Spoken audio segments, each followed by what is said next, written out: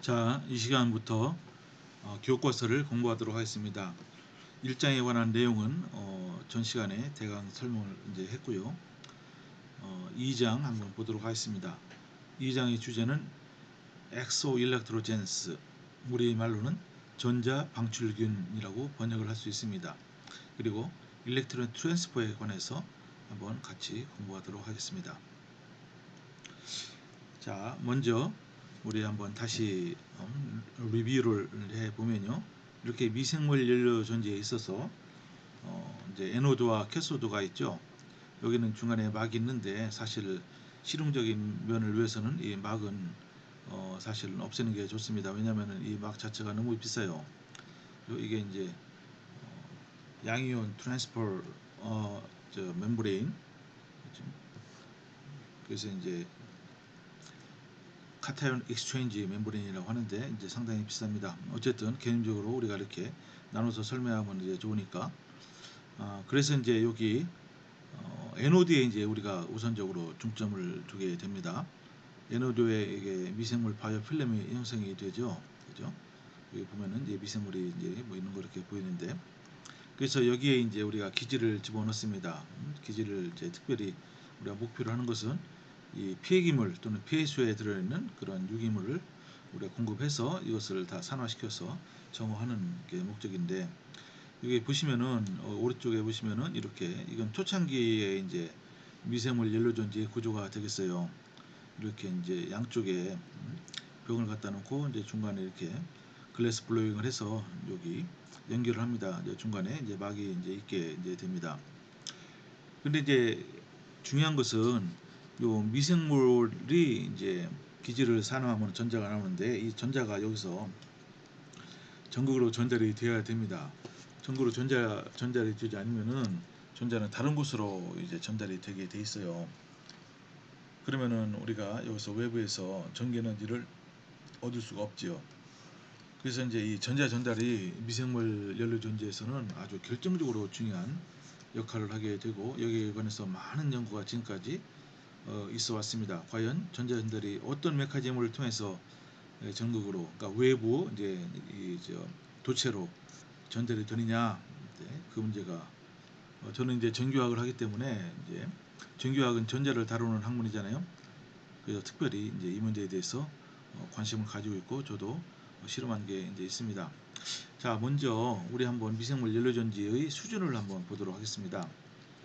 보면은 이제 본격적으로 이제 1999년에 국내 연구자 중에 한 명인 당시 이제 키스트에 계셨던 분인데 지금 은퇴했습니다. 김병홍 박사님이라는 분이 슈에넬라 균조에서 직접적인 전자 전달이 가능하다는 것을 이제 발견을 했습니다. 그 이후에 이 연구가 아주 폭발적으로 쭉 증가하게 됐어요. 잘 보시면은 여기 이제 X축은 연도고 Y축은 파워 덴시티죠. 그죠? 얻을 수 있는 전력 밀도가 됩니다. 즉 제곱미터당 에노드 제곱미터당 몇 와트를 얻을 수 있느냐. 이게 이제 로그 스케일이기 때문에 거의 엑스포넨셜하게 증가하다가, 여기 이제 물론 2008년도밖에 이게 데이터가 없지만은 지금도 마찬가지입니다. 지금 2020년인데도 요게 이 거의 여기 눈금이 있잖아요. 이게 이제 이론적인 한계치라고 하는 값입니다. 근데 거기 아직 한참 못 미치고 있어요. 그죠? 이게 보면은 되게 이제 지금도 연구 이제 결과를 보면은 1000mW per 제곱미터 이 정도 나오면은 잘 나오는 겁니다. 그죠? 그러니까 1W per 제곱미터죠. 보통 우리가 솔라셀에 비하면은 형편없이 낮은 값이긴 하지만은 우리 목적은 이제 전체 이제 에너지를 공급한다기보다는 폐수를 처리하면서 이제 그 에너지로 우리가 이제 폐수 처리에 필요한 전기 에너지를 공급하는 그런 일차적인 목적이 있기 때문에 이 정도만 꾸준히 나와도요 사실 큰 것입니다. 그런데 이제 여기 보시면요, 여기 이제 이만큼 10배 커서 여기 이제 10 밀리와트 퍼 제곱미터가 돼요. 여기도 거의 미치지 못했습니다. 근데 여러분 보시면은 요런 데이터는 사실은 굉장히 이제 좋은 데이터죠. 그죠? 거의 이제 10와트 퍼 제곱미터면은 이거는 상당히 좋은 겁니다. 그런데 문제가 있습니다. 여기 이제 에노드 사이즈가 작아요. 그죠? 굉장히 작습니다. 근데 이제 이 반응기의 사이즈를 작게 하면은 우리가 반응기 전극의 면적당 또는 요즘은 이제 반응기 부피당 이제 에너지 밀도를 따지거든요. 그것은 커지게 돼 있어요. 근데 실제로 이 기술을 우리가 pH 처리에 접목을 하려면은 전극의 표면적이 상당히 커야 됩니다. 그죠? 실제적인 의미에서 이런 것은 이 전극의 표면적이 얼마냐? 한 1제곱센티미터 그 정도밖에 안 됩니다. 그죠? 우리는 실험실 스케일이기 때문에 또 이걸 실험하려면 재료비가 많이 들죠. 그래서 이제 일단 이 표면적이 적은 사이즈가 작은 걸로 실험하는데 그때 얻은 결과를 가지고서 우리가 표면적이 엄청나게 큰 그죠? 몇십 제곱미터나 뭐 그런 데 적용할 수가 없어요. 그럼에도 불구하고 여전히 이론적인 값은 얼마죠? 이게 12이고 이게 20와트고 그러니까 이제 한 15, 6 그 와트 정도가 나와야 되는데 아직 형편없이 못 미치고 이제 있습니다. 그러니까 많은 사람들이 이 미생물 연료전지 연구자들이 이걸 포기한 사람들이 많이 있어요. 그래서 이제 다른 쪽으로 이제 돌리는 경우도 많이 있는데, 근데 제 생각은 말이죠. 새로운 방식에 의한 이 브레이크스루가 이루어진다면은 여기에는 근접하는 이런 전력 밀도를 갖는 미생물 연료전지를 개발해서 아주 획기적인 그런 어, 이제 결과를 얻을 수 있지 않을까 저는 그렇게 개별적으로 이제 개인적으로 생각을 하고 이제 있습니다. 그래서 한번 미생물 연료전지 이제 구조가 성분들이 어떻게 뭐냐 지금까지 여러분들 강의를 들어서 아시겠지만은 그 멤브레인이 있죠. 중간에 멤브레인 있을 수가 있고 없을 수가 있어요. 그죠? 멤브레인 레스 MFC 그죠? 이걸 갖다 이제 우리 싱글 챔버라고 합니다. 그러니까 에노드와 캐소드가 같은 용액 중에 이제 놓여 있는 것입니다. 그죠? 실제적인 의미에서는 이렇게 나가야 됩니다. 또 이제 매개체를 쓰느냐 안 쓰느냐 그러니까 전자 전달을 위해서 우리가 매개체 없이 미생물 연료전지를 만들 수 있으면 좋죠. 그러니까 미디에이터 레스 그죠? 이런 게 좋은데 근데 이제 많은 미생물은 전기화학적으로 활성을 띠지 않습니다. 그래서 매개체를 써야 될 경우가 많이 있어요. 근데 이제 여기 빨간 글씨로 써놓은 것은 그러니까 우리가 나아갈 방향을 뜻합니다. 멤브레인도 없는 게 좋고 매개체도 쓰지 않는 게 이제 좋다는 뜻입니다. 그리고 이제 전극은 어떠냐? 여러분 전기학 반응은요 전극 표면에서만 일어납니다. 전극 내부에서는 일어날 수 없어요. 왜냐? 반응물이 전극 내부까지 갈 수는 없죠. 그럼에도 불구하고 우리가 전극을 어떤 3차원 전극으로 그죠? 그러니까 입체적으로 만들면은 표면적이 많이 늘어납니다. 그래서 이제 단위 부피당 우리가 에너지 밀도를 높일 수가 있어요. 그러니까 지금까지는 많은 사람들이 이론적인 연구를 위해서는 2차원적인 전극 보통 이걸 많이 쓰지만은 실제적인 의미에서는 우리가 3차원 전극을 쓰는 게 이제 좋아요. 그죠? 3디멘전을 일렉트로드. 그리고 미생물을 어떤 미생물을 쓰느냐? 어, 대부분의 미생물은 전기화학적으로 비활성입니다. 그러니까 이제 이걸 non exoelectrogen이라고 합니다. 여러분 보면 이게 새로운 용어가 나와요. exoelectrogen. 그래서 이거는 미생물 연료전지가 연구가 되면서 이제 새롭게 만들어진 새로운 단어입니다. 그러니까 보면은 엑소란 말은 뭐죠? 엑소 바깥이란 뜻이죠. 일렉트로 하면은 전자고 젠 하면은 되게 이제 뭘 발생시킨다 이제 그런 겁니다. 그래서 전기화학적으로 활성 있는 미생물 즉 일렉트로 액티브한 미생물을 우리가 엑소 일렉트로젠이라는 이런 용어도 씁니다. 그럼 과연 어떤 미생물을 써야 되느냐? 근데 이것은 종류가 그렇게 많지는 않습니다. 그래서 아이디얼하게는 뭐 엑소 일렉트로젠이든 넌 엑소 일렉트로젠이든 다 포괄하는 그런 미생물을 쓰는 게 더 좋다. 뭐 당연한 얘기가 되겠습니다. 그래서 이제 미생물 연료전지의 성능에 미치는 여러 인자가 있어요. 먼저 솔루션 컨덕티비티. 여러분 전기학에서는 말이죠. 전자가 회로를 통해서 이동하고 용액 내에서는 이온이 전하를 운반합니다. 그러니까 이온이 전하를 운반하기 위해서는 어때요? 솔루션의 컨덕티비티가 높아야 되겠죠. 다른 말로 하면은 이온 성분들이 많이 이제 있어야 돼요. 그러니까 여러분들 보면은 그냥 물은 그 자체로 전기 분해가 안 됩니다. 왜냐하면 물이 자체 이제 해리해서 양성자와 저 하이드록사이드 이온이 생기긴 하지만은 양이 너무 적기 때문에 어때요 여러분요? 물을 전기 분해하기 위해서는 외부에서 솔트를 집어넣죠. 소금 같은 것.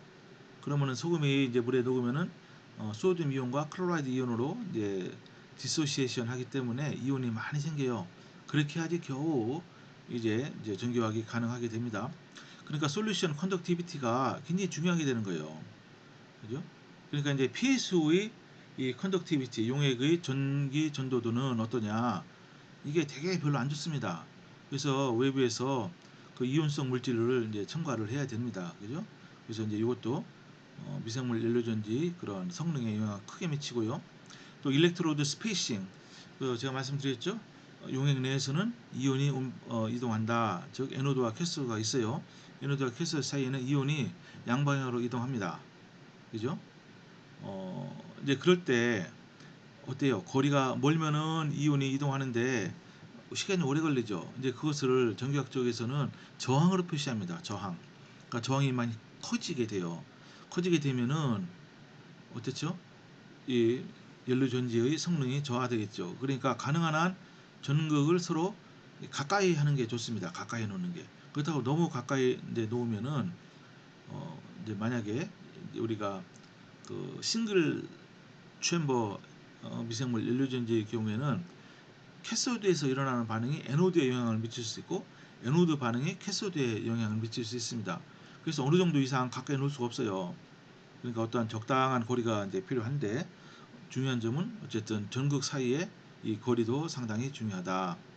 그리고 이제 컨티뉴어스 플로우냐 아니면 배치 모드냐 이제 이게 있는데 이제 우리가 실용적으로 이용하기 위해서는 이게 연속적인 흐름이 중요합니다. 그러니까 여기 미생물 연료전지 반응기가 있는데 계속적으로 우리가 기지를 공급하고 반응을 해서 나가야 되겠죠, 그죠? 이게 이제 컨티뉴스 모드죠. 이렇게 해야지 이제 연속적인 공정이 처리가 가능한데, 근데 실제로는 이 컨티뉴스 플로우를 할 경우는 반응기 구조가 복잡해집니다. 그래서 이제 배치 모드도 사실 가능하다고 저는 생각하고 있어요. 그러니까 무슨 얘기냐면은 일정한 양의 폐수를 이 반응기에다 집어넣어요. 그런 다음에 이제 이게 폐수가 다 처리가 되면은 이걸 끄집어내고, 그죠? 다시 이제 또 새로운 폐수를 집어넣죠, 그죠? 이제 이런 것도 영향을 미치는 거예요. 그죠? 또 이제 전극이 이제 재질도 영향을 미칩니다. 캐소드에서는 어떤 반응을 이용한다고 그랬습니까? 그 산소 환원을 이용한다고 이제 그랬어요. 산소 환원. 그래서 이때는 어떤 산소 환원 이제 물질을 이제 쓰느냐. 지금까지는 많은 경우 이제 백금이 산소 환원을 잘 시킵니다. 그런데 너무 비싸죠. 그래서 백금 말고 즉 non precious metal 이제 전극이 중요하다. 그죠? 그러니까 백금은 너무 비싸고 또 백금은 이제 쉽게 표면이 오염이 됩니다. 그러면은 산소 환원이 잘 안 일어나요.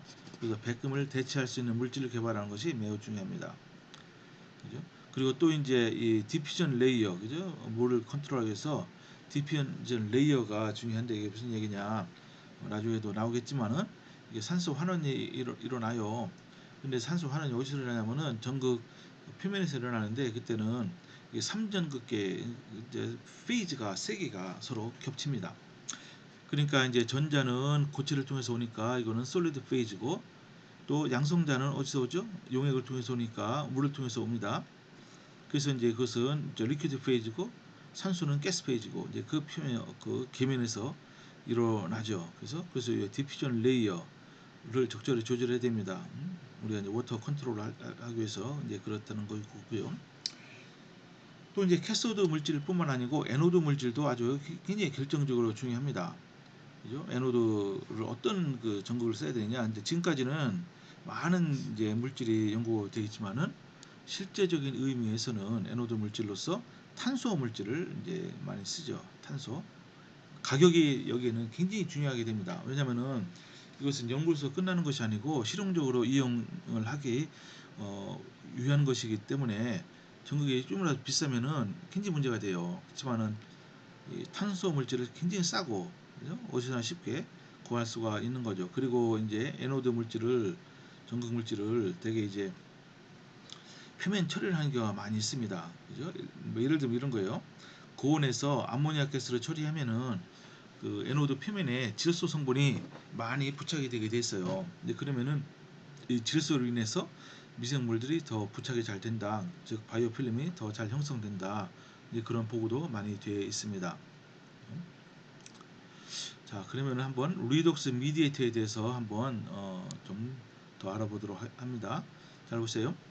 여기 오른쪽 같은 요 그림은 이제 매개체가 없는 거예요. 즉, 요 박테리아 자체가 일렉트로 액티브해서 직접 박테리아로부터 전극으로 이제 전자가 전달되는 이런 방식인데, 이거는 미디에이터 레스 없는 경우죠. 또 반면에 많은 박테리아가 이런 직접적인 전자 전달을 할 수가 없습니다.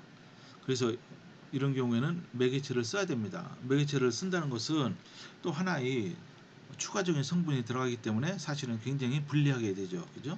가격도 이제 높아지고, 또 이 매개체가 미생물에 들어가서 이제 또 어떠한 독성을 띠게 돼서 미생물을 죽일 수도 이제 있습니다. 그래서 이제 매개체의 종류와 농도도 중요하게 되는데, 어쨌든 쓰지 않을 경우가 또 많이 있어요. 어쩔 수 없이 매개체를 써야 된다 하면은 매개체를 써야 되는 거죠. 매개체의 역할은 무엇이냐?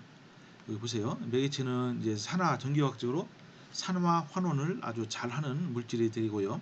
매개체가 산화된 상태에서 이 미생물 이제 우에막, 그리고 중간에 있는 페리플라슴, 그리고 내막까지 쭉 이제 통과해서 박테리아로부터 전자를 받아서 또 잘 그 막을 또 통과해서 나오게 됩니다.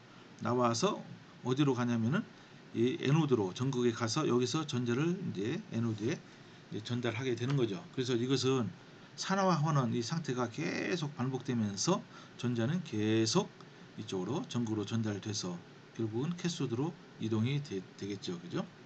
이런 방식이 되겠습니다. 그래서 미생물에 대해서 한번 아까 말씀드린 거 다시 한번 정리한 것인데요. 미생물은 두 종류가 있다. 엑소일렉트로젠, 그러니까 이건 전기학적으로 활성을 띠는 미생물이다. 그죠? 그래서 이제 요 엑소일렉트로젠은 그러니까 전자를 세포 밖으로, 즉 엑소셀룰러리 트랜스포를 할 수 있는 거다. 그죠? 근데 이것도 여러 가지 방식이 있습니다. 이제 다음 슬라이드에 더 자세히 보겠지만은 이 미생물 자체가 미디에이터를 생산하는 경우가 있어요. 그럼 셀프 프로듀스 미디에이터를 이용해서 하는 경우도 있고, 또는 나노 와이어를 생산해서 그 나노 와이어가 예를 들어서 전기적으로 이 전제 전기 전도성이 있다. 그러면 어떻습니까? 나노 와이어를 통해서 미생물로부터 전극에 전자가 전달이 되겠죠. 또는 그 막에 세포 이제 외막에 일렉트론 트랜스퍼 할 수 있는 그런 물질이 성분이 노출이 될 경우가 있어요. 이제 그럴 경우 어때요? 이제 미생물이 전극과 접촉하고 있으면은 그 성분을 통해서 전자가 이동이 되겠죠. 그죠? 이제 그런 경우가 이제 대표적인 경우가 여기 있어요. 어떤 미생물이 발견됐냐면은 쥐오박터라는 이런 미생물과 또 슈에넬라, 이게 이제 최초로 알려진 것인데, 이런 여러 몇 종류의 그런 미생물은 이런 직접 이제 전자 전달 그 물질이 주로 이제 사이토크롬 같은 효소인데요. 그런 효소가 예, 그 세포막에 이제 노출이 돼 있어서 이제 그것을 통해서 전자가 전달되는 이제 그런 메커니즘이 있을 수가 있습니다. 또 이제 메탈 리듀싱 박테리아로 해서 이것도 마찬가지로 그 외막에 어떤 그 전자 전달 효소가 노출이 돼 있어서 직접적으로 이제 전극에 이제 전달이 되는 것이죠. 반면에 넌 엑소 일렉트로젠은 정규학적으로 활성이 없는 그런 미생물을 뜻합니다.